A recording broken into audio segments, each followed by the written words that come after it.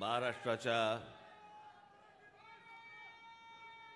सर्व भागातून आलेल्या माझ्या सर्व ग्रामपंचायत सदस्य आणि सरपंचांचं मी इथे स्वागत करतो।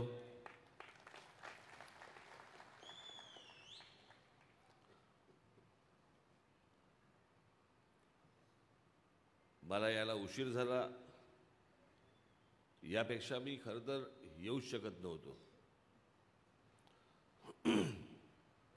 मला थोडंसं कालपासूनच संध्याकाळपासून थोडं फ्युरिश वाटत होतं आणि आता मी सकाळी जेव्हा उठल्यानंतर माझे डोळेच उघडत नव्हते। मला इतका अशक्तपणा, आत्ताही अशक्तपणाच आहे। मी बाळा नांदगावकरांशी बोलत होतो। मी म्हटलं पण तुम्ही इतक्या लांबून आलेला आहात, तुमचं दर्शन घेतल्याशिवाय मुंबईला परतणार नाही। म्हणून मी एक 5-10 मिनिटं तुमच्याशी बोलायला आलोय। बाकी सर्व मला असं वाटतं अनिल शिदोरे आहेत, राजू उंबरकर, आमचे अनेक लोकांनी तुम्हाला मार्गदर्शन केलं असेल। तुम्ही ज्या भागात राहता त्या भागात तुम्हाला काय केलं पाहिजे आणि काय करायला नाही पाहिजे हे काही सांगायची आवश्यकता नाही। अनेक गोष्टी तुम्हाला स्वानुभवातनं पण समजतील, अनुभवातनं पण समजतील।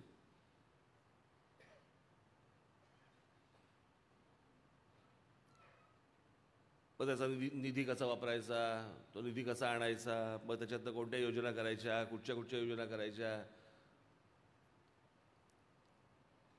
या सगळ्या गोष्टी तुम्हाला ठाऊक नसतील अशातला भाग नाही आहे।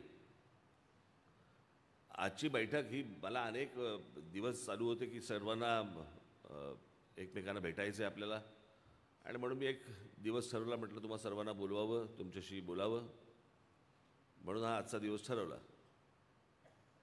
तुम्ही त्या भागात राहता, तुम्हाला माहिती आहे तिथले प्रश्न काय आहेत, ते प्रश्न कसे सोडवायचे। आणि मला असं वाटतं एका राजकीय पहिल्या टप्प्यावरती आज तुम्ही पहिल्यांदा पाऊल ठेवलेलं आहे, त्याबद्दल तुमचं सर्वांचं मी मनपूर्वक अभिनंदन करतो। आज ग्रामपंचायती आहेत, उद्या जिल्हा परिषदा असतील, करत करत उद्या तुम्ही आमदार व्हाल, खासदार व्हाल। म्हणून लगेच आत्तापासून स्वप्न बघू नका।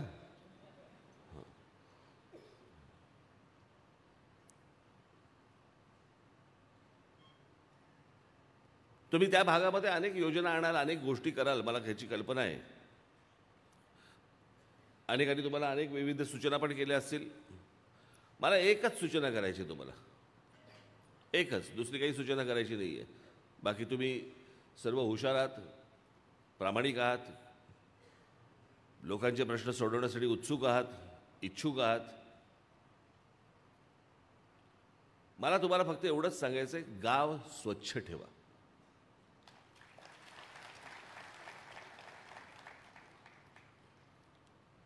आणि गाव स्वच्छ ठेवायला ना, तुम्हाला आठवत असेल मी आपण 16 मिनिटाची एक डॉक्युमेंटरी केली होती, पाहिली तुम्ही? आपण महाराष्ट्राचा विकास आराखडा जेव्हा जाहीर केला त्यावेळेला एक 16 मिनिटाची डॉक्युमेंटरी केली होती। त्याच्यामध्ये मी हा मुद्दामून विषय आणला होता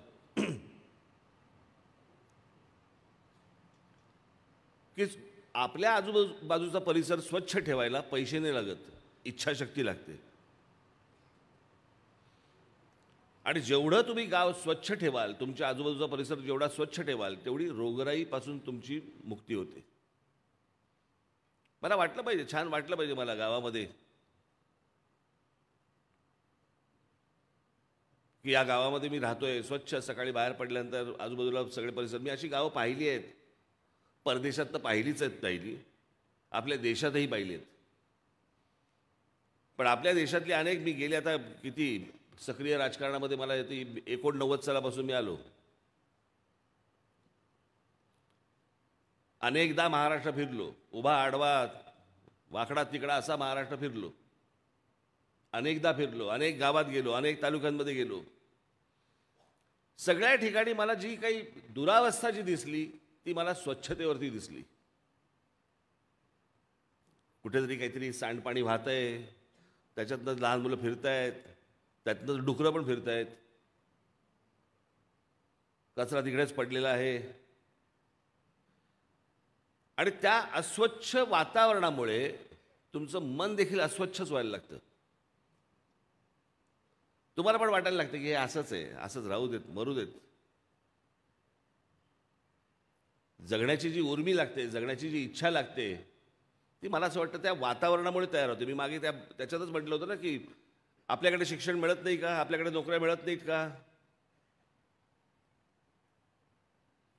म्हणजे आज गंमत बघा, ग्रामीण महाराष्ट्रामधला माझा तरुण, माझ्या तरुणी या शहरामध्ये यायला बघतायत, आणि शहरामधला जो तरुण आहे आणि तरुणी आहेत ते परदेशात जायला बघतायत. म्हणजे नक्की काय चाललंय? तो जो शहरामधला तरुण आणि तरुणी ह्या ज्या परदेशामध्ये जात आहेत ते कशामुळे जात आहेत? शिक्षण मिळत नाही म्हणून जात आहेत? नाही, शिक्षण इथे मिळत आहे. नोकऱ्या मिळत नाही म्हणून जात आहेत? नाही, नोकऱ्या इथे मिळत आहेत. मग कशामुळे जात आहेत? सभोवतालचं वातावरण त्यांना चांगलं मिळत नाहीये. जगावं असं वातावरण आजूबाजूला नसल्यामुळे ते परदेशाचा मार्ग स्वीकारतायत. तिकडेही जाऊन काय अशा फार मोठ्या नोकऱ्या करतायत. अनेकांना चांगल्या नोकऱ्या असतील, पण सगळेच जण काही फार चांगले नोकऱ्या करताय अशाला भाग नाहीये.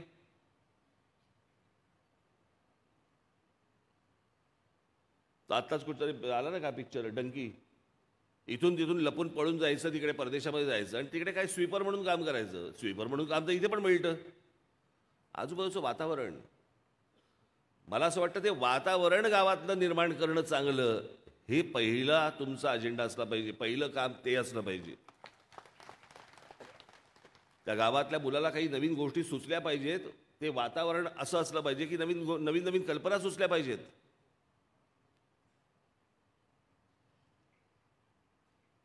मी मध्यंतरी आमच्या अनिल शिदोरेंबरोबर एकदा एका ठिकाणी गेलो होतो, त्याचं नाव नाही सांगत मुद्दा म्हणून. गावात लोडशेडिंग, पण लोडशेडिंगला पण काय अर्थ नाही. म्हणजे 48 तास पाणी तुमच्या वीज यायची नाही वगैरे वगैरे, असं मधून नाला, दोन बाजूने दोन घरं आणि वाईट अवस्था. त्या गावात एक मी टाकी पाहिली आणि मग विचार करत होतो की माझ्या शालेय जीवनामध्ये मी पहिल्यांदा पाहिलेला भ्रष्टाचारी ग्रामपंचायत, अत्यंत भ्रष्टाचारी ग्रामपंचायत मी शालेय जीवनामध्ये पाहिलेली ती म्हणजे रामगड ग्रामपंचायत. रामगड ग्रामपंचायत पाहिले तुम्ही?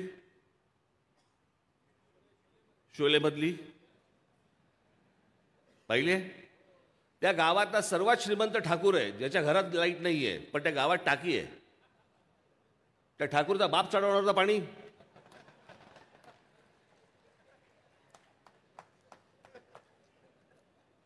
त्या शालेय जीवनामध्ये पहिली पाहिलेली ग्रामपंचायत आहे ती भ्रष्टाचारी ग्रामपंचायत.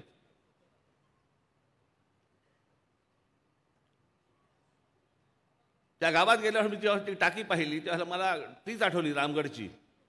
म्हटलं इथे पाणी कोण वरती बरं, त्या पाण्याला काही नव्हतं म्हणजे त्या टाकीला.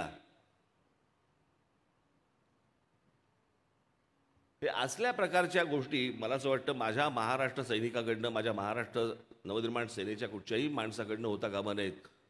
त्या गावात गेल्यानंतर अगोदरच्या पिढ्यांमधल्या लोकांना असं वाटलं पाहिजे, अरे काम करावं तर ह्या लोकांनी, नाही तर करू नये.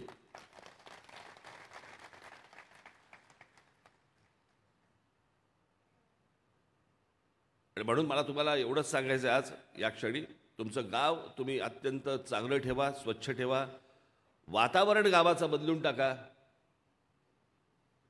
गावामधल्या माता भगिनी, महिला ज्या असतील त्यांना राहावंसं वाटलं पाहिजे. तुम्हाला बोलवावंसं तर वाटलं पाहिजे घरी, की बाबा ये, बाबा चहा प्यायला तरी ये. ज्यांनी तुम्हाला मतदान केलं नसेल असं करू नका, त्यांच्यावर सूड घेऊ नका. त्यांचीही कामं करा. त्यांनाही वाटलं पाहिजे अरे आपली चूक झाली, याच माणसाला मतदान करायला पाहिजे होतं. हे वातावरण ज्यावेळेला तुम्ही तयार कराल त्यावेळेला मला असं वाटतं तुम्हाला त्या भागातनं कोणीही घालवू शकत नाही. महाराष्ट्र नवनिर्माण सेनेचा झेंडा तिकडनं कोणीही उखडू शकत नाही.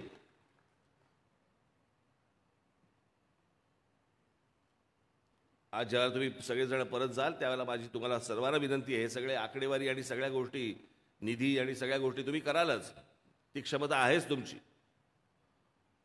पण मला असं वाटतं त्या भागामध्ये तुम्ही गावामध्ये गेल्यानंतर तिथल्या पहिल्या नागरिकांची एक बैठक बोलवा आणि स्वच्छतेचे धडे कसे द्यायचे, स्वच्छ कसं ठेवायचं गाव, याच्या पहिल्यांदा त्यांच्याशी सगळ्यांची चर्चा करून घ्या आणि तुमचं गाव स्वच्छ ठेवा. महाराष्ट्र नवनिर्माण सेनेच्या हातात असलेली जी ग्रामपंचायत असेल त्यातली जी सर्वोत्कृष्ट स्वच्छ ग्रामपंचायत असेल त्या ग्रामपंचायतीला मी स्वतः येऊन 5 लाखाचा निधी मी तिथे जाहीर देईन, हातात देईन. कमी वाटलं तर जास्ती देईन आणि देईन. यांच्यासारखं नाही. पुणे शहरासाठी आज मी तुम्हाला 50,000 कोटी रुपये मी जाहीर करत आहे. घंटा आहेत का हातात तुझ्या? उगा बुडबुडे फोडायचे आपले, काय वाटेल ते करायचं. जे तुमच्या आवाक्यात असेल मला असं वाटतं त्या आवाक्यामधल्या सगळ्या गोष्टी करा आणि लोकांचे जे मतरूपाने आशीर्वाद मिळालेले आहेत ते कायमचे तुमच्याबरोबर ठेवा. लोकांना समाधानी करा. एवढीच फक्त मी तुम्हाला गोष्ट सांगण्यासाठी आज इकडे आलेलो आहे. तुम्ही आज इतक्या दूरवरून सर्वजण मला इथे आलात, भेटायला आलात, मला दर्शन दिलं त्याबद्दल मी आपल्या मनापासून मी अत्यंत आभारी आहे. वेळ प्रसंगी आपण सतत भेटत राहू, बोलत राहू. जेव्हा तुम्हाला शक्य असेल त्यावेळेला घरी या, वेळ घेऊन या, नक्की भेटेन. धन्यवाद. जय हिंद, जय महाराष्ट्र. हां, 22 तारखेला राम मंदिर होणार आहे शिलान्यास. त्याच्या बाकीच्या भानगडीत जाऊ नका. परंतु मला तिथे राम मंदिर होणं